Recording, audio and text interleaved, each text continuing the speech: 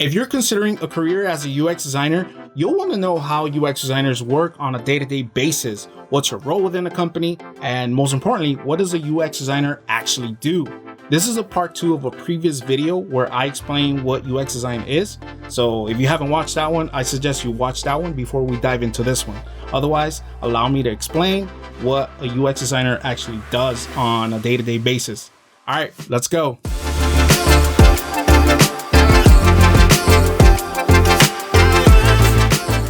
So what does a UX designer actually do? Essentially, doing UX design means that you're going to go through a design process in order to get to different screen designs that the user interacts with on a website or a web application. There are so many different processes and ways to do UX designs out there, but the process always breaks down into these 3 fundamental steps. Number 1, research. Number 2, design. And number 3, testing. No matter how you approach this process, your end goal is to have final designs that solve a problem or add value to the user and make the experience much better. So in the end, the deliverable is the visual design, the mocks, or the guides for the developers to actually build a product. These design visuals are created using tools such as Sketch, Figma, or Adobe XD, and they include all the different screen designs that the users get to interact with. During the research phase, your goal is to be clear on what you want the design to solve for and to set the design project off into the right direction. You do a lot of discovery to answer many questions like, who are the users? What is the market? What is the problem that we want to solve? And what is the ideal outcome that we want to use as a success criteria?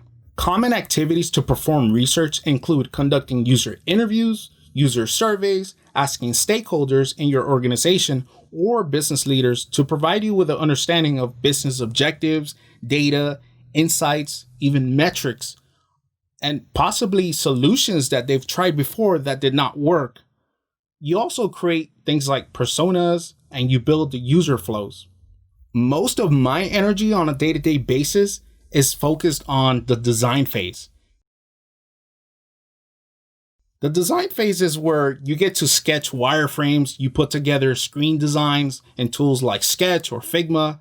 But before we touch any of these design softwares, you need to be clear on what the user needs are, and you have to put yourself in their shoes.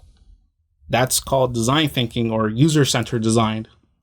You also must make sure that your design solutions match the objectives of the business, while at the same time, you want to ensure that designs are visually appealing by adding harmonious colors, imagery, typography, illustrations, iconography, and maybe even subtle animations. So whenever we have a prototype ready to share with our team, we use tools such as InVision app. This is very useful because the other team members, they actually get to interact with the prototypes that we design so that they can get a feel for it. And this allows us to start having meaningful conversations around the designs to answer questions such as, what do we think will benefit the users? Are we in line with the business needs? Are we communicating the right message? You're also going to get feedback from the developers because they will be there to gauge the feasibility of any design patterns, whether it's technically possible to build or not. And the developers might even suggest a different approach. And it really is a collaborative experience when you're including your team members to be part of this design process. There might be times where you'll be challenged and you'll need to have facts and data ready at your fingertips to help defend and confirm your design decisions in order to stand your ground. But that's going to be a topic for another day. Okay, moving on to the last step in the UX process, testing your designs. Now, this happens once a feature gets built and released into the public.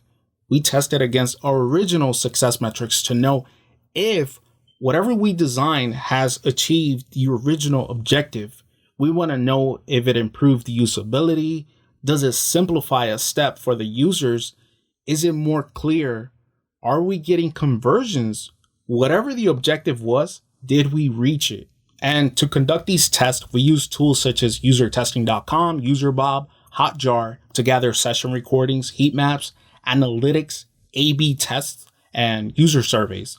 There's so many tools out there, really. All you have to do is Google usability testing, and you're going to get a bunch of results, bunch of resources out there. All right, so one last thing I want you to keep in mind is that without testing, you're not going to know if all the hard work that you put into the design was worth it.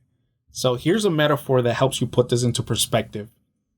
The user experience is like a comfortable train ride, in that it only matters if the train is headed to where you want it to go, if it reached the destination. I hope that makes sense. All right, well, I hope that I helped you get a clear understanding of what we do as UX designers. And once again, thank you for watching. Make sure you're subscribed and like this video, and I'll see you on the next one. Peace.